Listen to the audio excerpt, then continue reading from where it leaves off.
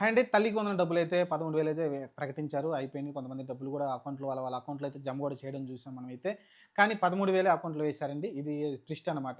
ఏదైతే జగన్మోహన్ రెడ్డి ఆ రోజున 15,000 అని చెప్పి తర్వాత తగ్గించుకుంటూ వచ్చాడో 13,000, 11,000 అలా చేసుకుంటూ వచ్చారో, ఆ తర్వాత వాళ్ళు కూడా ఇదే చెప్పారు. స్కూల్ మెయింటెనెన్స్ కోసం అయి హెడ్ మాస్టర్ అకౌంట్‌లో ఏసారని చెప్పారు. ఈరోజు లోకేష్ గారు వచ్చేసి కలెక్టర్ అకౌంట్‌లో రూ. 2,000 ఏస్తామని చెప్పారు. స్కూల్ మెయింటెనెన్స్ కోసం అయితే.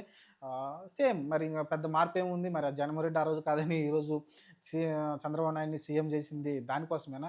ఆ రోజు ఆయన 13,000 ఇస్తా అంటే అదే జగన్మోహన్ రెడ్డి కరెక్ట్ అనుకుని అతన్నే గెలిపించి ఉండేవాళ్ళు గదా! కాబట్టి ఇక్కడైతే ఖచ్చితంగా మాట మార్చారు. మాట తప్పారు. ఒక రకంగా చెప్పాలంటే వాళ్ళేదైతే 15,000 అన్నారో కాపోతే ఇక్కడ కొంచెం పాజిటివ్ విషయం ఏందంటే ఎంతమంది పిల్లలుంటే అంతమందికి వేస్తున్నారు. అది ఒక మంచి పాజిటివ్ విషయం. కానీ డబ్బులు తగ్గినప్పటికీ ఇద్దరుంటే ఇద్దరు, ముగ్గురుంటే ముగ్గురికైతే పిల్లలకైతే డబ్బులు వేస్తున్నారు. అదొక పాజిటివ్ విషయం. కానీ 15,000 చెప్పి 11,000 ఏసారన్న మాట అయితే వస్తుంది. ఎందుకంటే ఆ రోజు జగన్మోహన్ రెడ్డి తగ్గించినందుకే ధర్నాలు జేసి, రాస్తారోకోలు జేసి ఎంత హడావుడి చేశారు గదా! ఇదే టీడీపీ, జనసేన. మరి ఇదే టీడీపీ, జనసేన కూటమిగా ఉన్నప్పుడు ఈరోజు మళ్ళీ అదే 13,000 ఇస్తున్నారు. ఎక్కువేమి ఇవ్వట్లేదు. కాపోతే ఎంతమంది ఎక్కువున్నా, తక్కువున్నా అంతమంది పిల్లలకైతే ఇస్తా ఉన్నారు కాబట్టి అదొక పాజిటివ్ విషయం. చూద్దాం మరి. దీనిపైన మరి ప్రతిపక్షం ఎలా స్పందిస్తుందో జగన్మోహన్ రెడ్డి. ప్రస్తుతానికైతే దీని గురించి కొంచెం బాగా ట్రోలింగ్ అయితే నడుస్తా ఉంది.